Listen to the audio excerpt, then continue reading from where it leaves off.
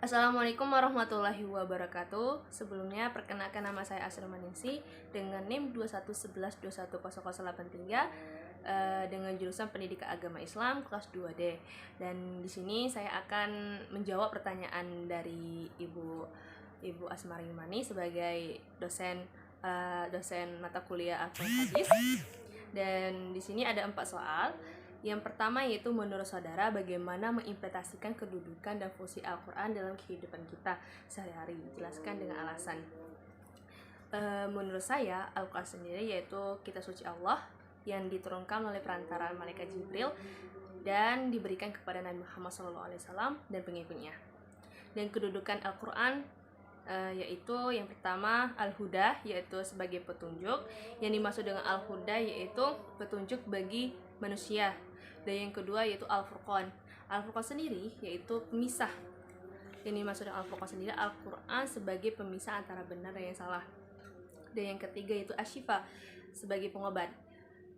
Asyifa sendiri, yang maksud dengan Asyifa sendiri yaitu Al-Quran sebagai pengobat segala penyakit, maupun itu penyakit hati dan penyakit mental. Dan yang terakhir yaitu nasihat.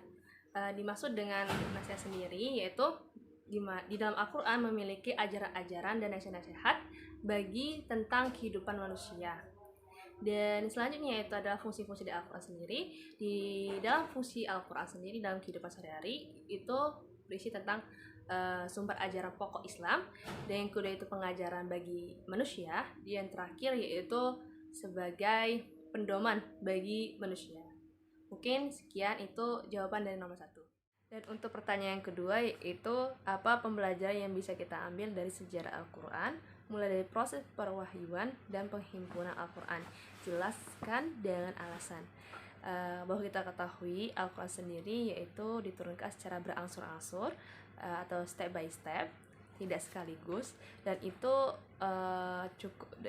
turunnya cukup lama, tidak dengan waktu yang singkat.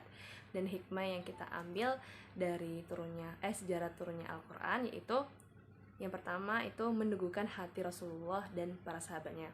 Dan yang kedua yaitu sebagai tantangan dan mujizat. Dan yang ketiga yaitu mempermudah untuk menghafal dan mengetahui isi dari Al-Quran tersebut. Dan yang keempat yaitu meyakini bahwa Al-Quran itu benar-benar turunnya dari Allah Subhanahu wa Ta'ala.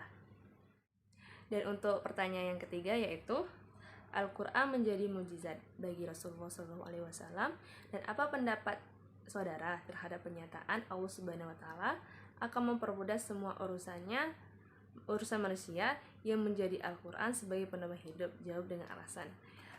Menurut saya, Al-Quran itu sendiri sebagai pedoman bagi manusia dan sebagai petunjuk untuk mempermudah segala urusannya, maupun itu di dunia dan di akhirat. Dan untuk pertanyaan terakhir ialah, apa yang saudara ketahui tentang metode penafsiran Al-Quran dan praktek penafsiran Al-Quran? Jelaskan dengan alasan. Yang kita ketahui pengertian dari metode penafsiran Al-Quran itu sendiri ialah cara yang teratur, berpikir baik untuk memahami tentang isi Al-Quran sesuai dengan kemampuan manusia. Dan dalam metode penafsiran Al-Quran sendiri ada bentuk-bentuk penafsiran. Yang pertama bentuk riwayat atau al-masur, dan yang kedua yaitu bentuk pemikiran atau ar-rai.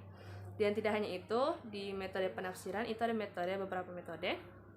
Yang pertama metode ijmali, dan yang kedua metode maudhu'i, dan yang ketiga yaitu metode makuri, dan yang keempat yaitu metode tahlili. Di Indonesia sendiri ada seorang ahli penafsir Al-Quran yaitu Bapak Najwa Shihab, yaitu Quraisy Shihab. Dia adalah salah satu tokoh dalam penafsir Al-Quran. Dan untuk praktek penafsiran Al-Quran itu sendiri tidak boleh dengan sembarang orang. Hanya orang-orang tertentu dan yang terpilih hanya bisa menafsirkan Al-Quran. Mungkin sekian dari saya. Wassalamualaikum warahmatullahi wabarakatuh.